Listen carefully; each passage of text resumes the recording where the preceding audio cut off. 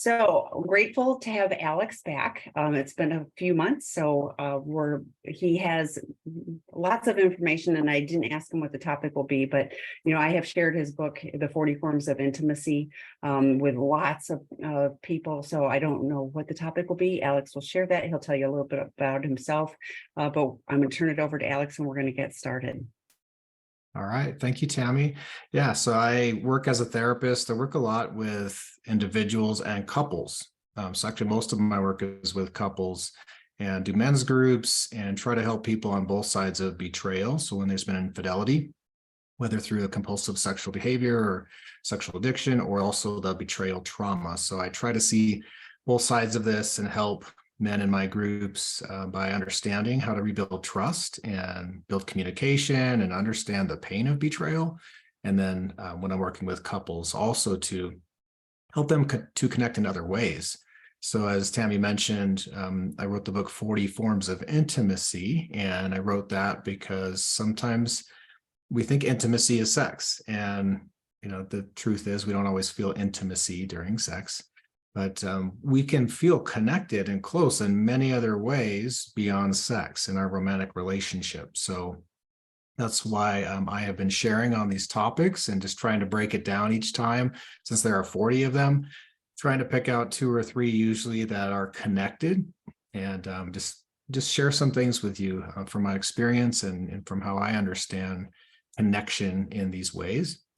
So today I'm going to talk about interdependence and respect. And I think the respect it goes with everything. I mean, it goes with feeling loved and communication and how we resolve conflict, just understanding our partner's needs. And then interdependence. Sometimes we hear the word, of course, independent or codependent or dependent. And it's just good to think of how do we, as a couple, start to connect in a healthy way where we can each be ourselves and know that we still have a need. That's why we're in a relationship. We choose to be in a relationship. We choose our other person, our partner.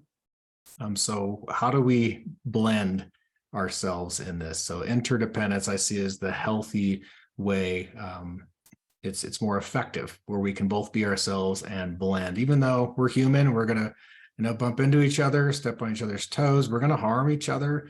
And really do some damage sometimes. But how do we still repair that, stay together, and find these other ways to connect, even as we're rebuilding, building trust, building a new sense of intimacy in our relationship? So I define in the book 40 Forms of Intimacy, interdependence as recognizing our need for our partner and the needs we meet for our partner while working together harmoniously in all aspects of life. So it's our need and the needs that we're meeting. So we're listening to our partner, engaging with them. What needs do they have while we work together? Because we know a lot of those don't fit together so perfectly or easily. So how do we have harmony? How do we still have some sense of peace and definitely mutual safety as we are being ourselves?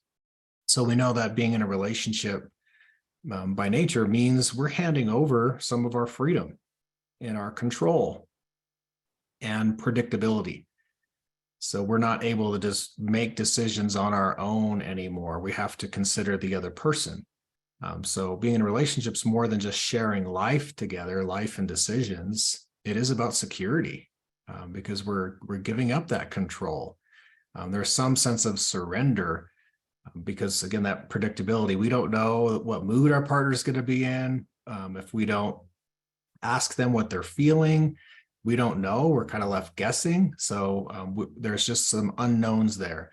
So there's surrender that needs to happen, and even surrendering some of our peace for a little bit, just the peace that comes with certainty.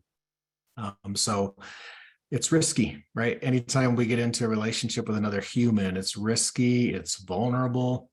And again, I think the main thing is we have to be considerate of them. Every decision we make, is this going to help? Is this going to harm? Even if it's a good opportunity, is it going to take away from time with my partner? So we can make selfish decisions sometimes, or we can make other focused decisions. We're focused on the other person, and we're doing maybe overextending ourselves to the other direction and doing everything for them at the expense of us. So we have to keep that in balance. And I think when it comes to interdependence, it's easy to say, I don't need people. Sometimes the three hardest words I think to say are I need help, right? It's hard to say I love you. It's hard to say I'm sorry, but I need help can be the three most difficult words sometimes. And of course, our larger culture tells us to be strong, be independent.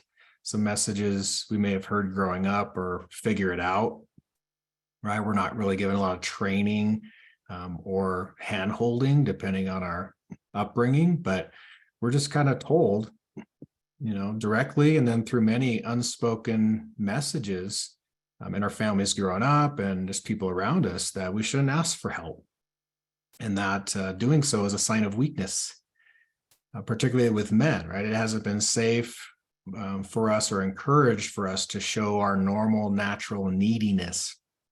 And even the word needy sounds bad, right? It has a negative connotation. Don't be needy.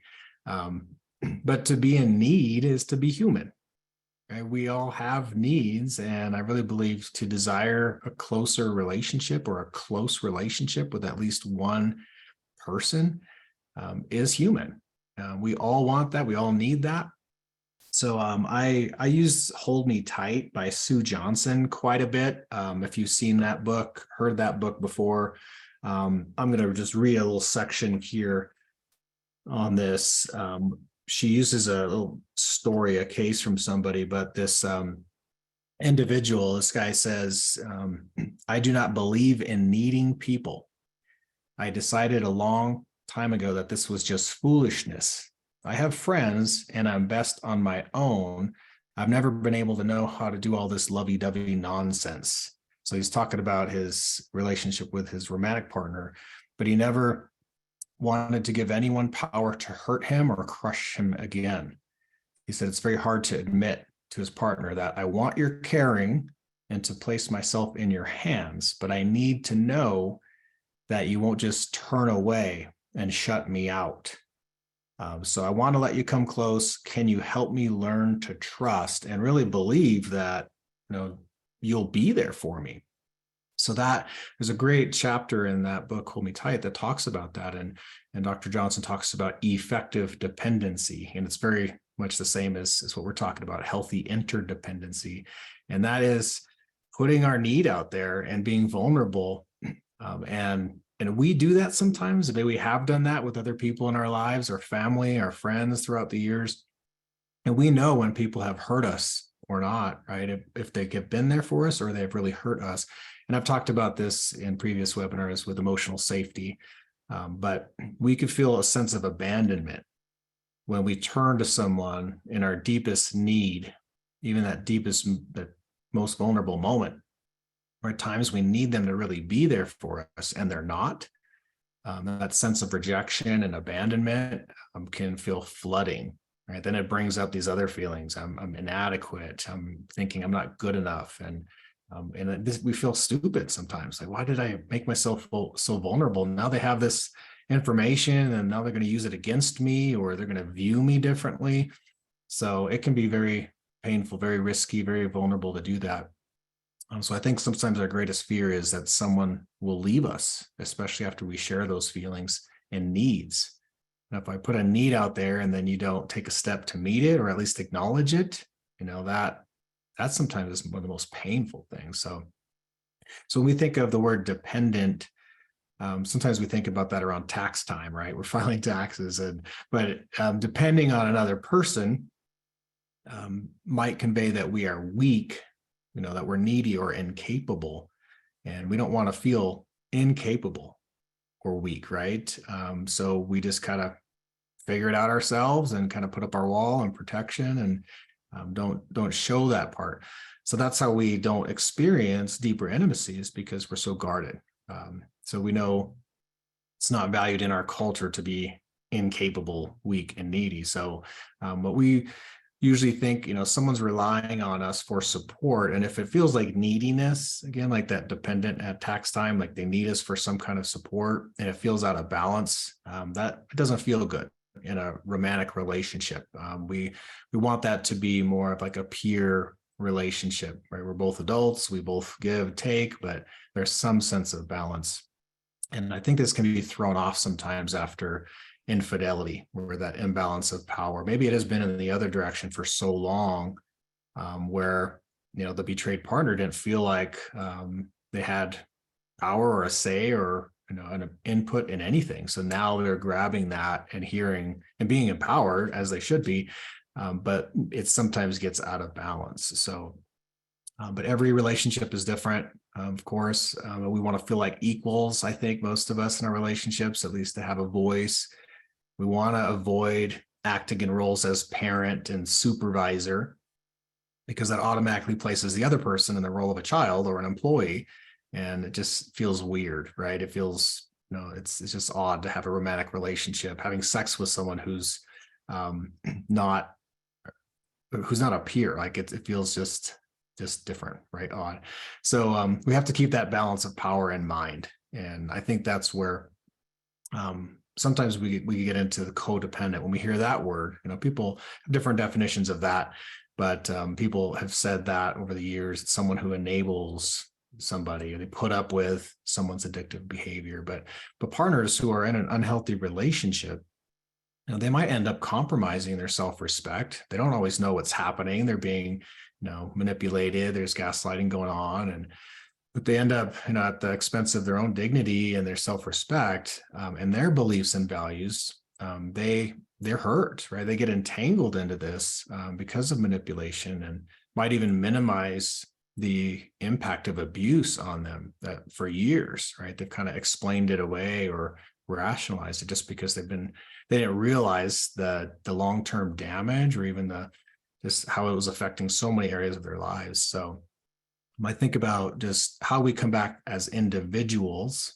because when we are healthy as an individual, we're going to show up, more potential to be healthy in our relationship. We're only half of that equation, but we can show up as the healthy half. At least we're the only ones fully responsible for the complete care of ourselves. So that is spiritual health, physical health, our mental and emotional health. And we have to be able to take care of ourselves. And I don't think we can look to our partner to fill those gaps. So, and if we engage with our partner for the purpose of fixing them, saying like, well, they have potential, maybe a house is a fixer-upper, but not a partner, right? So, or we're looking to them to figure out or feel better about our own personal struggles, our own emotional struggles, then we're mistaking them for a therapist, right? It's a romantic relationship. It's not a therapy professional relationship. So none of us, I don't think, likes to be changed by another person. But we can be encouraged by our partner if they know more about certain things, or they learned about this podcast, or they're helping us learn some concepts. But our partner is not our therapist or our doctor, right? That starts to throw that balance off, and it builds resentment and starts to build, disappointment. We're setting ourselves up for disappointment if we think, our partner is going to fill our gaps, fill our needs, especially answering those bigger, like the existential questions, of our purpose. Our partner is going to complete us, our purpose and our meaning in life. So other humans aren't designed to fill those big needs. And if we look to someone to do that, we are going to be disappointed. And we might not know this until years down the road, where these resentments come out. But along the way, we're probably going to be blaming our partner for not showing up. They might walk away thinking, I'm never good enough. And this could be on both sides of the relationship when the relationship has suffered infidelity. So it's important to seek, I think, a healthy mutual dependence on each other that's realistic, where we can rely and count on each other to be there for us. So we can count on our partner when we share things. We might have to preface that. This is hard for me to share. Can I share something with you that's very personal? This is deeper than I usually share. We're kind of testing the waters for safety, and is our partner ready in a position that they can show up for us? So I think that's important. It's not always meeting our needs and doing everything for us, but a lot of times our partner, the main thing is just being present and our knowing that we can trust this person to be there, especially when we need them the most. When we don't experience that, that creates what's called an attachment injury or even a wound, because we needed them at a certain time. We counted on them to be there for us and they weren't. And that starts to create some relationship trauma. So I think the interdependent relationship provides the most stable, long-lasting sense of intimacy, right? I can be me and I can share with you my feelings and needs. You can be yourself and you can share with me your feelings and needs, and we can take steps toward each other. We might not be able to meet every need that you throw out there, but we can acknowledge it and talk about it. And we also have to look at what's the difference between a want, a strong preference, or a need, because sometimes we're putting a lot of things in the need column, which might just be, it's a strong preference. I'm not going to die. I'm not going to, see like the relationship is over if this strong preference isn't met. So we do have to classify those appropriately. So think about this as an individual. Can you receive help when we talk about dependence or neediness, and that sometimes we don't receive help, and it's, we might take, some people take and they don't give, back to that thing of balance, but many of us struggle to receive. We haven't been given permission to receive help. We haven't felt comfortable doing that. We're maybe in the server position or the helping position, and we don't want to receive it. So it could be pride. It could be our individualistic nature. It could be, I don't want to receive help because I feel like I owe someone. I mean, there could be a lot of reasons, but just think about that. Can you be on the receiving end of help? Do you ask for help, and can you receive it?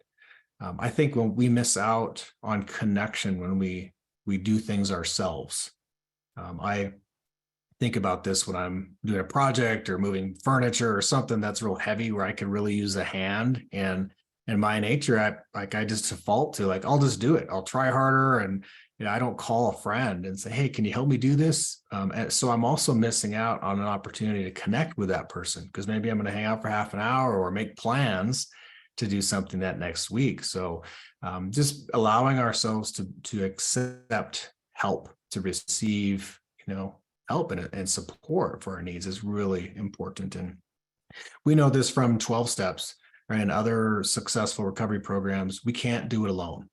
And so especially when it comes to recovery with a relationship and our own sobriety, we can't do it by ourselves. We'll stay stuck in our heads with our limited knowledge, and we'll end up listening to these old negative voices, right, that think they know what's best for us, that are just going to send us down that well-worn, negative, harmful path. So especially we know that in recovery, we can't do this by ourselves. The power of having group, the power of having support, therapist, someone that's skilled, that can guide you, that's very, very important. So, and I think we need, from a partner, we need reassurance, right? Even if they can't do anything, we need reassurance.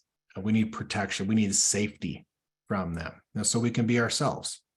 When I can share, when I can be me, and I know I won't feel judged or ridiculed, then I can feel like I'm secure, and I can be independent and I can be dependent. And that's what brings this, I think, beautiful blend into interdependence. Because I don't have to be alone, and I don't have to overly need you, because now I'm relying on you to meet all these needs. And if you don't, I'm mad at you or I'm hurt. I can meet a lot of my own needs. A lot of us can, right? We don't need to be in a relationship. We can function just fine. We can, but if we choose to be in a relationship, we have to look at that risk and know that there might be some things that we have to talk about, that our needs that are being unmet, that we need our partner to meet. And those could be very practical sometimes, those things that I need you to start doing this or stop doing this, because it helps me feel safe. It helps me start to trust you. And that's one of, after trust has been fractured because of infidelity, there are some very critical needs that have to stay in place.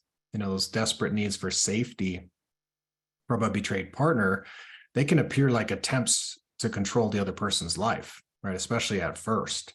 So I always think that I tell guys that I'm working with who have been the betrayers that, if you drive your recovery, if you are on top of this, if you're initiating check-ins, if you're doing all the work, your partner is probably not going to have to do it for you, right? They're not going to say, hey, do this. Are you doing group? Are you, you need to read this book.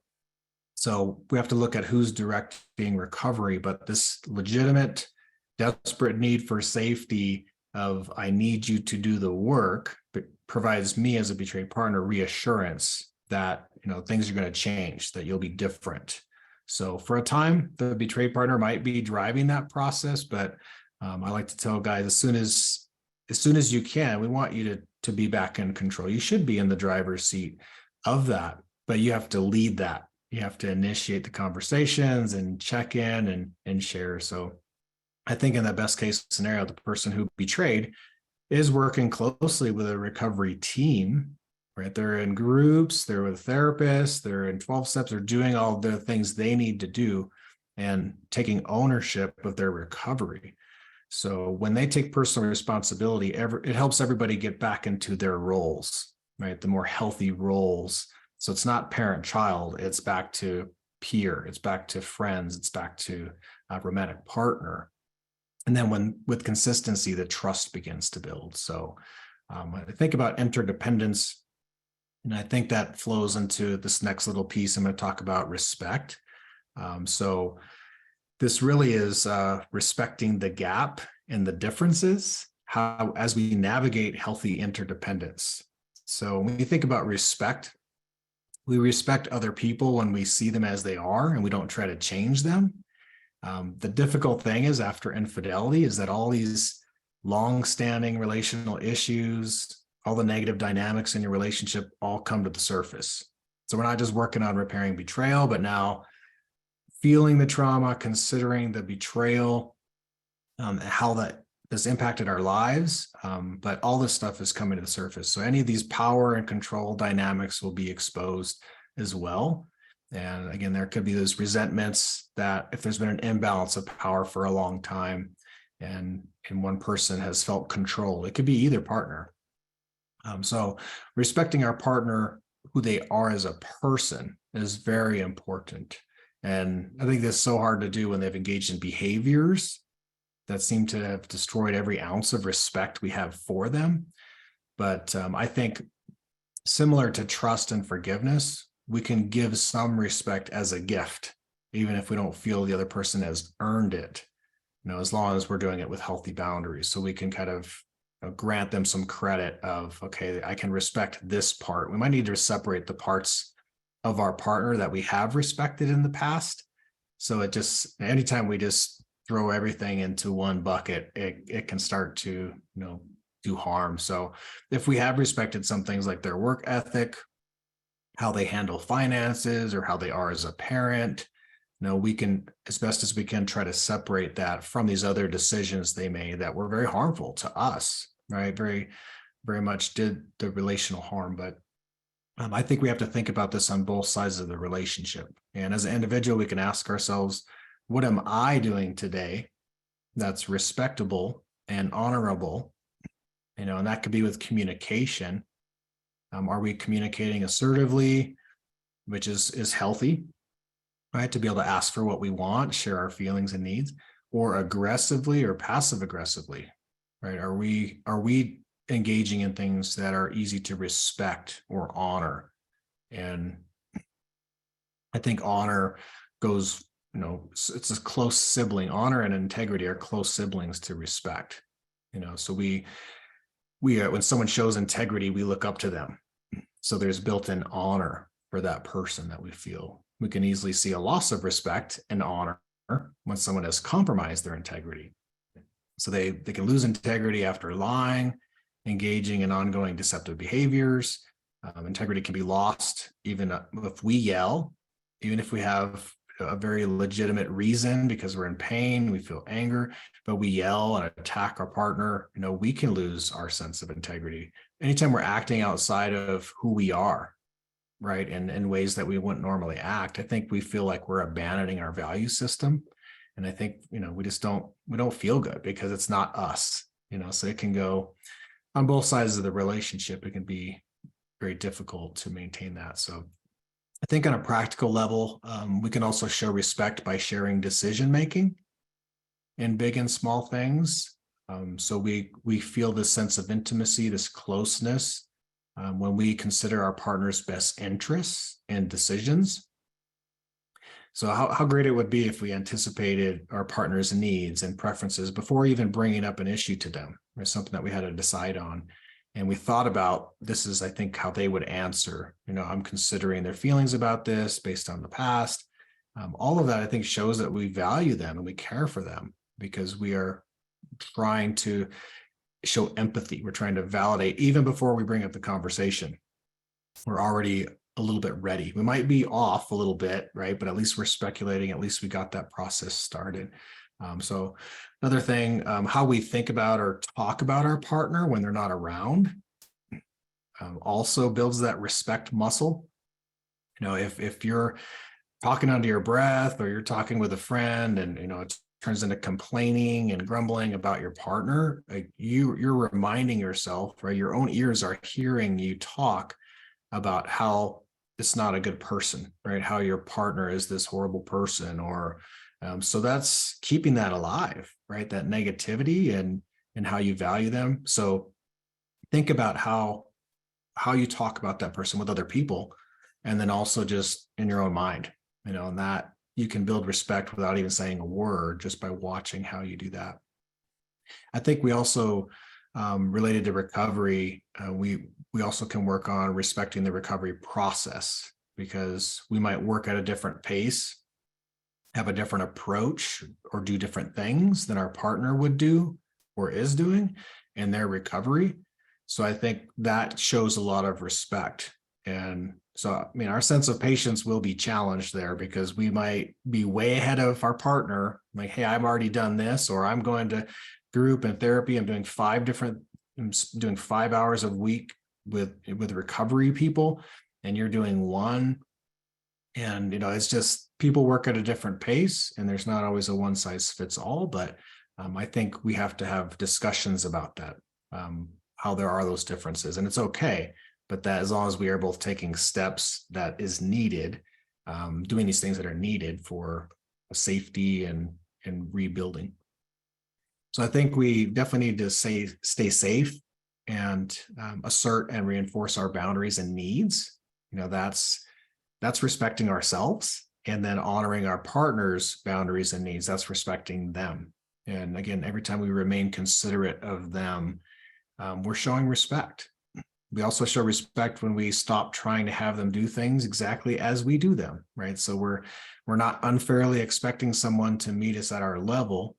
If they're still growing and they're understanding of certain concepts, maybe they're faster at processing emotions, identifying emotions and sharing them, and we're not, they can respect our process again by just knowing that our growth, at least there's growth, right? It's measurable, maybe not as fast, but that we have taken some steps. So I think that does show respect. We feel respected when someone acknowledges our growth and our attempts. So we want, there might be a need for space or quiet time, right? I need space, and we can respect that. And that's showing respect. You stated a need. You need some space, you need time away from me, and that's okay. I want to respect that. So it can be used in that way as well. Another need might be, I need you to really listen to me, right? With your whole body, listen actively to me, just pay attention, be present, and we respect that need when we do that, right? We meet that need. So respect is kind of intertwined with a lot of that communication, needs, just validating, each other's needs and that. So some of them are very practical, some of them are emotional. And part of what we do, if we feel blamed or criticized, we have to look at our part in that. If our natural reaction is to pull away and we're protecting ourselves, we might be flooded with shame, or other kinds of pain, but our partner might see that as disrespectful. If they perceive that you're always avoiding the conversation or you're disengaging from the relationship again. So even in this little cycle that happens with couples, that we can respect what that person feels and needs in that moment. A lot of times it's just very much the moment that can either go this way or that way. And if we can pause, if we slow down and look at what's happening here, and I'm going to show respect right now by she's upset, she's looking at me, she's raised her voice, I could see in her face. How can I respect her in that moment? If my partner is really struggling, and I can respect by things that she has mentioned that have worked before. Sometimes they're complaints, like you never listen to me is a need. So the need is I have to listen. So I'm going to slow down. I'm going to put things down. If I have things in my hands, I'm going to sit down and listen, look at her, stay engaged. And that's showing her respect in the moment. So we always want to keep those patterns in mind, because those are always happening, right? We probably get stuck in these cycles every day. And the more we can pay attention and know what's happening, we know the next move and we can stay ahead of it, the more we can create respect and intimacy. And I think we always can directly affect each other in a positive or a painful direction when our emotions become activated. So the more we know about our cycle and our dynamics, the more opportunities we have to validate and respect each other and look at how they move in this relationship dance. So a couple quick things here to finish up. I think one of the best questions we can ask is, help me understand how, even just, I guess, a statement, help me understand how you tend to pull away from me when I share my feelings and needs, right? So I really want to understand. So think how different that is from, why are you always walking away from me? Right? So if we can say in a soft voice, slower, help me understand how you, and I don't use why, because why sometimes has us put our guard up because it feels accusatory. Why are you always running away? Versus help me understand how you tend to pull away. You don't always do this, but you tend to pull away when I share, which is very contextual, my feelings and needs. It seems like when we use the word seems, it's a little softer. It seems like when I share a feeling, you get upset or don't know how to handle it and you walk away, right? So that's just very different. And I think one of the best ways we can learn from our partner about our partners by asking them directly, what is it? This is how I can learn their formula for intimacy. How do they feel respected? So we can fill the blank with this sentence many times, right? And share this with our partner. I feel valued and respected when you do this. And just finish that sentence multiple times. I feel valued and respected when you do this. And it could be simply as you sit and listen to me. You look at me, the other day when you put your phone down when I was talking, I noticed that showed that you cared about me and you wanted to listen to me. So I think if we each take time to reflect on how we really feel respected and give our partner the answer, right? We don't have to have them figure it out. We just tell them, this is what helps me. These clear, simple things starts to help them build, this intimacy in their lives. And everybody wins. Now, if you give them the answer and they do that, there we go, right? It does have to be that simple sometimes. It doesn't have to be something we have to figure out and give them clues. So if we're paying attention and listening to our partner and they're not leaving us guessing, we can have more success. We'll start to feel closer again in this area of respect. And then to tie this back to achieving the healthy interdependence, we're allowed to be ourselves and we feel valued for who we are while we honor ourselves and our partner, right? For our differences, our uniqueness, our approaches, all these things that are different. So we don't have to see this as this big thing we'll never attain. It is a lot of times shrinking it into small moments and how we talk, and how we as an individual will slow down and think, how can I respect my partner in this moment, in this conversation? And it's not this big thing. Because when we say I lost all respect for you, that's big language, and we might feel that. It might feel very true for us, and it might be true for a while. But I think when we start to look at and break down these areas that we do feel respected, that we do appreciate how our partner lets us be independent and interdependent, all those reinforcing phrases, those compliments, start to give us some hope so we can take the next step, to build our relationship. So that's the end of these two topics, I guess. I'd love to hear from you, Tammy. And then Great stuff. And yes, somebody put a question in, so we'll get to that in a minute. But yes, interdependence. Dr. Rob's book, Prodependence, is all about that. It is about how do we have healthy, and we talk all the time in 12-step, the opposite of addiction is healthy attachment. And we, as addicts, we will not be able to do this on our own. We need other people. And I think that is so true for betrayed partners as well, that, to have the support of other people. So while you were talking mostly about a primary relationship, we are interdependent within our community, our society, our friends.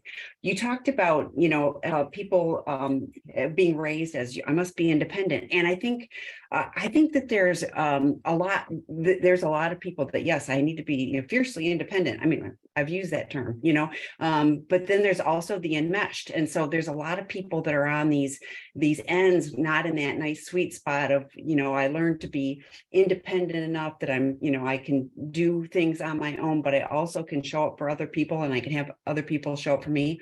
I was laughing when you're talking about moving heavy furniture or whatever. I was like, yes, you not only didn't get to connect with other people, but you strained your back, and so there's negative consequences. So, and just picking up the phone and asking somebody, it's, I'm very social. I like to be connected with people. That really fills me up. And so, but I learned, because when I was a kid, I said, I do by myself. So honestly, that framework of, I can do this, I had to really work on that. But I also think, it's very vulnerable to ask for help and see. And then I have to remind myself, I'm asking another human being that has their own stuff. And so they may not show up for me 100%. And that doesn't have to be about me or really about them. It just may be, what I'm asking isn't in their wheelhouse, isn't the right timing. I'm not asking it in a way that they can hear it, whatever. So I had to learn, that it isn't an automatic rejection, that I can ask another person. How else can I, problem solve this particular thing? I love Sue Johnson's work in her book. When you're talking about in interdependence, handing over control, and everybody is afraid of handing over control. I think control for us is really an illusion. Like, we perceive that we have control over some other person, or if we just line things up right, that we have control, and we really don't. And winning at control, what did we really win? If we've pushed the gap bigger between another person, did we win? I don't know. The predictability, I was thinking about that too, because I've had people that have mistakenly thought my reaction to something, like they were predicting what my reaction was, and they were like, oh, I didn't expect you. Like it was completely different. I was like, well, the story you made up about whatever I was like, just ask me, I'm a pretty straight shooter. But that predictability, I see it on both sides of a relationship equation, where somebody knows that he or she is going to act or react this way, and you didn't even give them a chance. So getting to the point where you're going, even when you're talking about, considering the other person, that was part of the respect thing. I think it's like, okay, Alex, I was thinking about this, and I'm thinking about that. I thought about you in this, is that accurate? Giving them a chance to, to validate that, yes, you're on the right track, or you're mostly on the right track, but maybe this, but having the communication, all of this stuff, so if you're new to discovery, if this is like you're in the early stages, this is a tight, like, this is vision for the future. This is what to work for. But the interdependence with other people that can support you, yes, and working on being respectable. I also thought, I mean, I hear this, I've heard this, it's only Wednesday, and I've heard this multiple times already this week from an addict who was like giving themselves credit for all of these things. And what I heard was, I'm doing all of this stuff, and why isn't she, it was males, why isn't she, understanding that I've done all this stuff. So I think it's, like, they would give themselves credit for being very respectable because they've done all these things. And I was like, ooh, but that one feels like you're pushing another person away. So having the balance, but also having the dialogue, like you talked about that too. It's like asking, having the conversation. I loved your, help me understand. I use the story I'm telling myself is, and again, it takes it out of you're always, you're never. It's like the big language that you talked about. Great, great way to phrase it. I know if I'm using always or nevers, if that's coming out of my mouth, it's a full stop. I've learned that it's a full stop because nothing is that black and white. And so I need to rein it in and go, what's going on, for me right now. And the abandonment is real, and it's not just within a primary relationship. My first 12-step sponsor, I literally had said to her, I need to, she wasn't very available. And I said, I need to connect with you more regularly. And she was like, okay, I gotta go. It was on a phone. It was the old man line. And she was like, I gotta go now. And like, I had just been vulnerable and asked for more help, and she completely shut me down, and I was devastated. Fortunately, there's other people, and I got help and all that kind of stuff. But this is decades ago, and like that, I thought of that, so it's not just primary relationship, all of this stuff, but we're messy human beings, and you're giving us tools to go, we can do this differently, and we can try some things and, continue to hone in. So I really appreciate that. So Yeah, take a that's pause. vulnerable. Anytime you share something with somebody, right, and then they're not there for you, and it hurts, and sadly, it has us put our walls up. I mean, it's important as a protector, result from that is I'm going to be more guarded with other people. But if we keep our guard up too high and too long with everybody, then we're still going to be lonely. So we have to get back to that vulnerability, even with the same partner or friend. But we can talk about it, right? When you did this, really hurt me, and we at least did our part to make things clear and to clarify, and try to do our part for the repair. Yes, if like with that particular situation, I mean, it is what it is. She didn't stay sober. It's a long, I am, and you know what? I didn't let it stop me from, I didn't put up every single wall. I reached out to somebody else who was safe. So I quickly, realized this person isn't. But that doesn't mean no one, that always and never, nobody's safe. And, I'm always going to be on my own. It was like, yeah, you have to try somebody else, and just be willing. I was thinking too, the people that are always giving, and there is something feeling, oh yeah, I'm a good person. I'm doing all that kind of stuff. And it's easy to go, I can't take, but I'm like, you're robbing somebody else of the opportunity to be a giver. So having that balance of, give and take is really, is a meaningful experience in how we, I like to show up for other people. And, we've got a situation right now where other people have, anything you need. And I'm like, and I will take you up on it. And I will, because like, that's just, that's how we can, as a community, support each other and feel good about each other, but also get our needs met, in a real way too. Such practical ways to show love, right? And to give, Yes. receive love, and to have that Yeah. support and connection. And then, yeah, maybe it comes around. It's not a now I owe this person, but more of like, hey, I want to help just out of the goodness of my heart. And then hopefully, yeah, people will support us. There's probably, one or two or a few people that will stay in tune with us and maybe will check on us. And those safe people in our inner circle are the ones we really want to, stay close to. Well, and I think about the random pay it forward stuff. Like, it isn't that I owe this person. I can do it.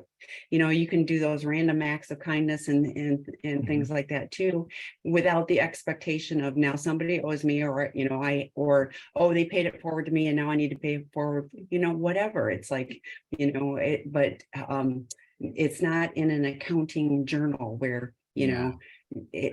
but the give and take, it's like, okay, I've got a little more ability right now to give, and now I Mhm. have a little less, so Mhm. it all just kind of circles around. I think Somebody that's the put in same. there, Yeah. go ahead. I was just saying, I think it's the Into same with recovery. I mean, that might not Mhm. always, the ledger might not always match up with what one person's doing with the number of hours or activities. But if they're truly doing their work that they need to do for that season, that they just do it because they know they need to do it, right? And it is hard if the other person's not doing a lot or doesn't even seem equivalent. But the main thing we need to do is take responsibility for ourselves and be healthy and make sure that we're growing as an individual.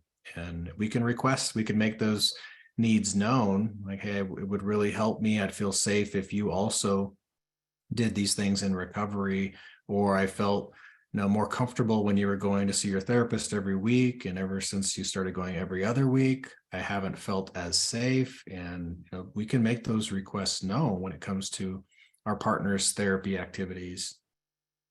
Well, I'm glad you brought that back up again too, because I hear that on both sides of the equation again, where the addict's going, my partner won't do anything, or the partner is going like, I'm going to 5 drop-in groups every week, and the addict isn't doing enough, and I hear that, and I think some of that is part of the conversation, and it may need the help of a qualified professional to go, what is our relationship goal? Because if the goal is up here, and one of you is working to trot right on up there, and the other one is going, yeah, I'm going off in this direction, that won't. So having the common goal of, we want a healthy relationship, the interdependence, Dr. Stan Tech, and I love his work too, but in a healthy relationship, the two of us against the world are so much better. We're healthier, we're stronger, not just physical, but like the whole, it's a healthy thing for each of us. We are meant to be pair bonded, but in an unhealthy relationship, if somebody's doing me, then it's not. So if the goal for the relationship is that we vision together a healthy relationship, we don't have to know all the steps that we're going to take to get there, but then what can we do? What is our next steps that will help us see that we are moving towards that mutual goal. Yeah, that's huge. And when they can work toward that goal as a team, it might not be that they can only see the next step, right? Because they don't have hope yet. They haven't had enough time in recovery or in therapy. So it might be hard to see that longer term vision, but if they can agree on some goals, which are sometimes the boundaries and needs and the non-negotiable things early in recovery, but as those are met consistently and trust starts to build, feel a little safer. But as we approach this goal, short-term and long-term, as a team, that takes away hopefully a lot of the blame, and the partner's not the enemy. It's like, we're working on this together, and I'm not doing this and you're not doing this. It's just like, everyone's taking responsibility, and a lot changes after people are taking ownership of their own process, their own struggle, and they're both communicating along the way. Well, and I was thinking, it can't be a scorecard. Well, I'm doing all of this for our relationship and you're not, I mean, it is, I'm willing to do this because I vision this, I want us to have better. So I'm going to do my part of it.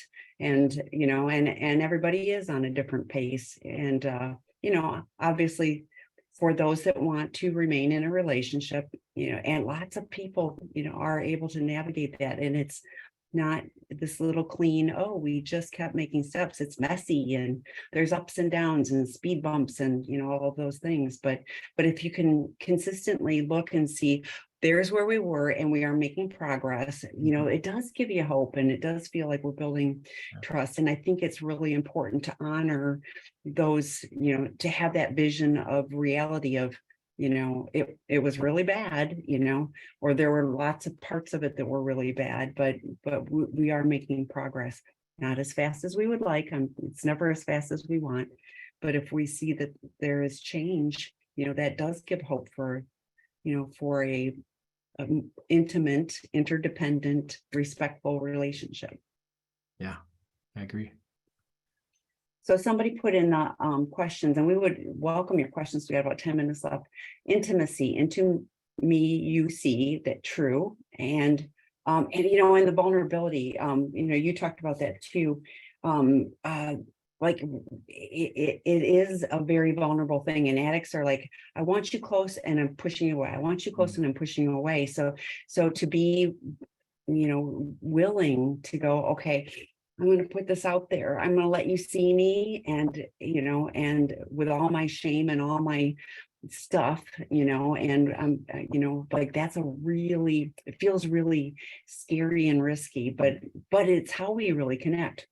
Yeah, and you accept me anyways. I'm learning about Fanos. Fanos is one of the check-ins. There's a couple of, I'm sure there's more of them, but fine. Debbie McCrae has talked about that one, but Fanos, we've got a blog on our website, about that too. And it's, each of you checking in. It's not just like you talked about the parental role of like, you have to do this, and that's that out of balance. But, if you're both checking in, that's called healthy communication. You're letting each other know where you are, emotionally, and what your struggles are for today, or et cetera. But it isn't just, you need to, for my safety, you need to tell me what you're doing for your recovery. It's like we're working towards, this different relationship, working through all the hurt and brokenness that has happened with infidelity, but we have a goal of mutual, hopefully, goal of, and I don't want to say restoring trust and things, because that was a false thing. So of building trust and having a new relationship that, that can be built on, on honesty. Right. I think redesigning that and starting Yes. over, we're shaping a new trust together. We're collaborating on this together and building something brand new. So a lot of couples don't want to rebuild what they had if they didn't have clear communication, and there was just, sometimes years or decades of pain and deception. So yeah, creating something brand new is really important. And I see a lot of that with the check-ins. I'm sorry, the check-ins. When the person who betrayed or the addict initiates those, right, they start that process and say, hey, I'd like to do a check-in today, or maybe some couples are doing it every day at the beginning of recovery, and they're ready, they're prepared. But it is, like you said, both people share, the S can be struggle, right? It doesn't have to be just sobriety. It's what am I struggling with in Fanos? And I think when they initiate that and they stay on top of it and they lead it, I see consistently that change happens a lot faster and trust builds, and the partner who's betrayed feels safe because the addict is taking ownership for recovery and leading it. And then they don't have to, feel like they have to ask for that check-in or chase them around and like, hey, you haven't done a check-in for 3 days. They're leading the process, and that makes a huge difference. Well, and that would be respectful. I mean, you're being a respectable person if you are, taking the lead for that. It is frustrating, I know, for betrayed partners who feel like, everything is a battle to get, the person that is supposedly in recovery to show up for anything. And, and it goes back to that vulnerability that we were just talking about. If we are willing as an addict to go, I'm going to show up for this. I don't know how it's going to go. I'm going to be okay, regardless of, what how my partner reacts. I'm gonna do this. If we need to tweak the process a bit, we'll tweak the process, but I have to be willing to take that, the brave steps to make things different. Yeah, that's right.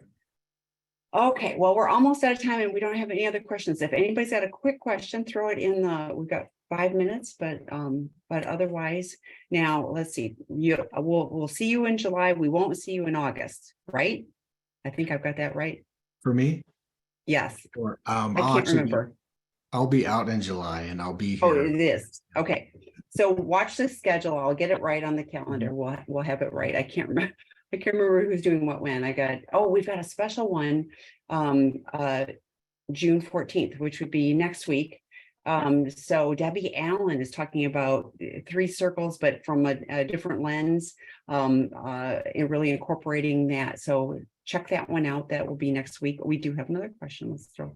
So, oh no, it's the same question. Sorry. So watch the calendar, because with summer, things are a little different. So please, pay attention to the calendar on Seeking Integrity website. So thank you again, Alex. Great to see you. Thanks everybody for showing up. The recording will be posted later today on our website too. So thanks everybody for attending.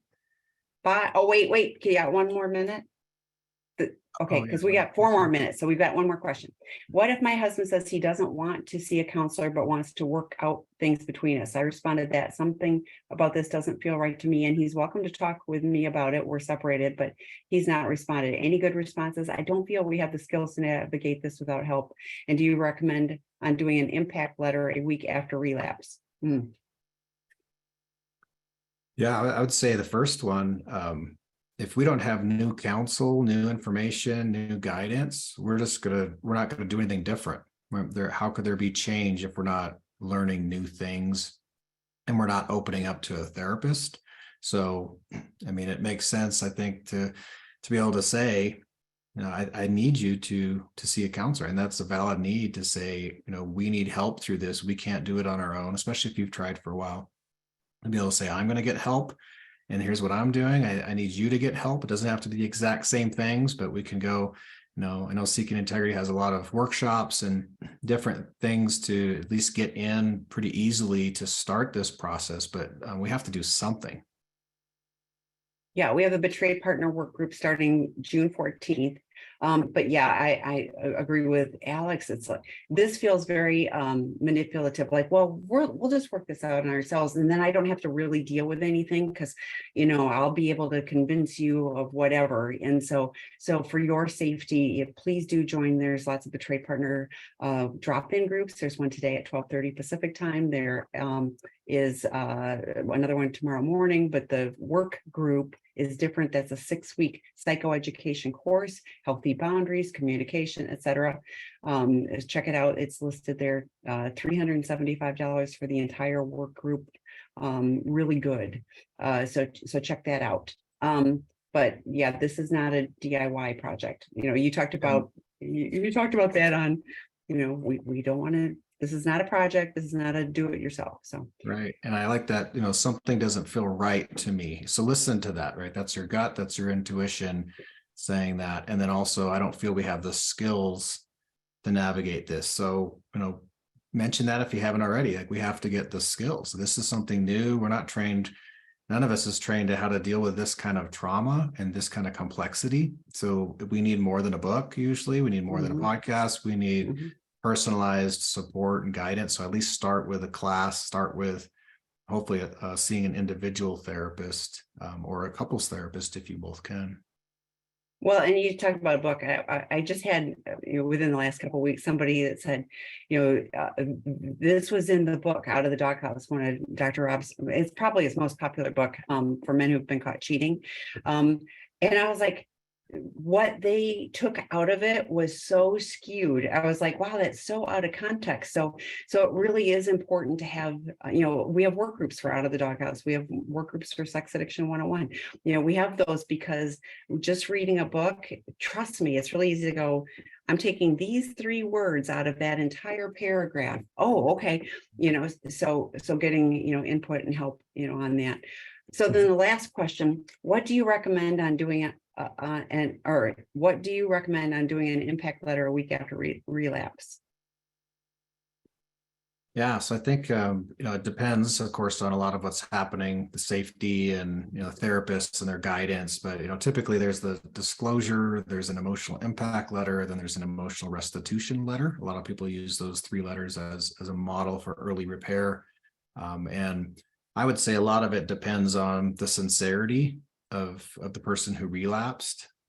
If you're, as a betrayed partner, in a very tough place because of that recent relapse, you might not be able to attend that session just yet. It might have to be delayed a few weeks or a month or whatever. But if you think it would be empowering as a betrayed partner to write that impact letter and add that fresh information and the feelings that you're feeling with the guidance of your counselor as they check on your readiness for that, that it could be a good thing. I would say my initial thought is, it might need to be delayed a little bit so you can process what happened and the boundaries that were broken and make sure there's safety in place and, the relapse is being tended to.